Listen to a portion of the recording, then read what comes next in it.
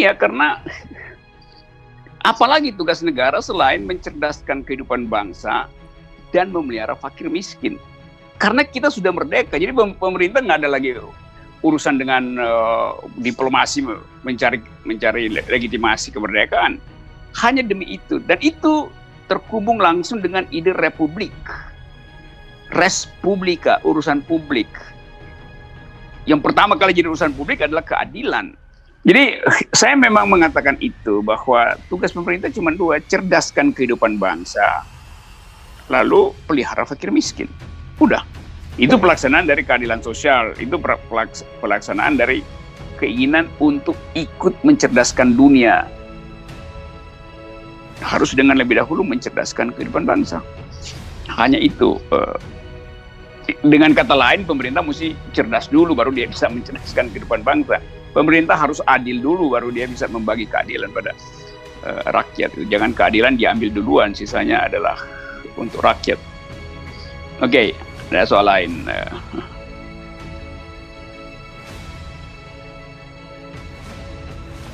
Saya terangkan begini ya. Saya paham arah pembicaraan ini. Anda belajar di Fakultas Hukum dan selalu diajarkan yang disebut Stufenbaum Theory dari Hans Kelsen. Jadi dianggap bahwa negara itu harus punya hukum dasar,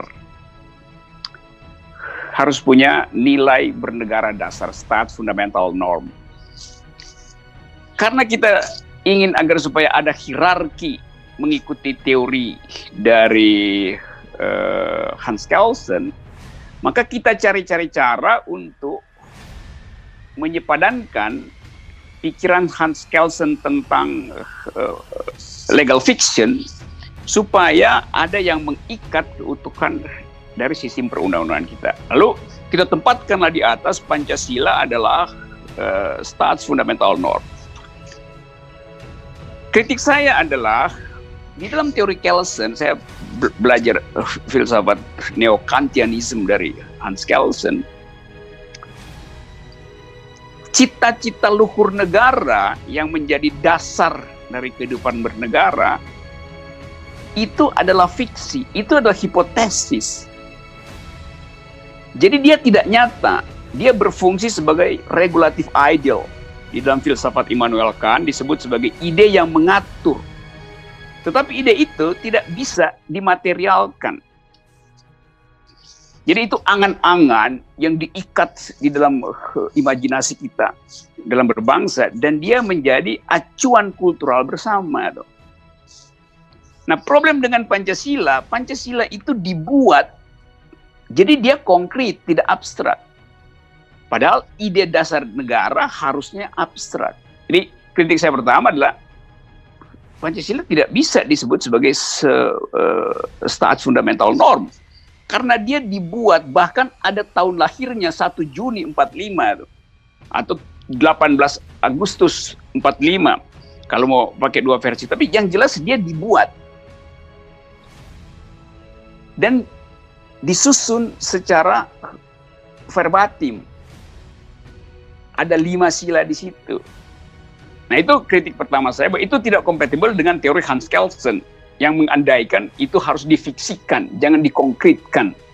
Itu kesalahan dari para pengajar hukum tata negara mengajarkan hal itu, karena mereka tidak membaca secara persis apa yang dimaksud oleh Hans Kelsen. Dan kalau mereka membaca Kelsen, mereka mesti ingat gurunya Kelsen itu namanya Immanuel Kant, karena itu Kelsen disebut sebagai neo-Kantianisme. Jadi mesti pergi pada pikiran Immanuel Kant tentang keutuhan, disebut unity of reason. Apa judul bukunya Hans Kelsen memang mengikuti cara berpikir Immanuel Kant, pure theory of law, bukan theory of pure law, pure theory of law, sama dengan pikiran Immanuel Kant tentang pure reason, akal murni.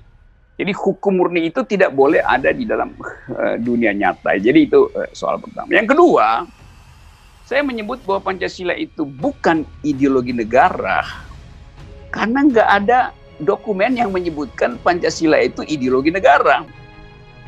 Jadi itu poin poin berikutnya, karena itu saya katakan bahwa menyebut Pancasila ideologi negara itu berbahaya, karena ideologi itu satu sistem yang mengikat dan final dan absolut dan ketat koherensinya.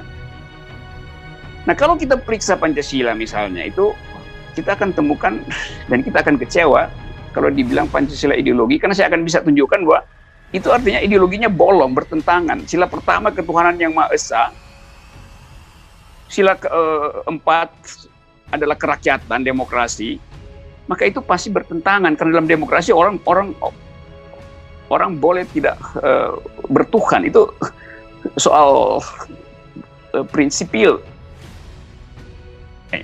Jadi saya mau terangkan itu, bukan saya anti Pancasila, saya mau terangkan bahwa Pancasila itu adalah kesepakatan politis, bukan kesepakatan politik ya, kesepakatan politis. Jadi sifat kesepakatannya itu politis, karena ada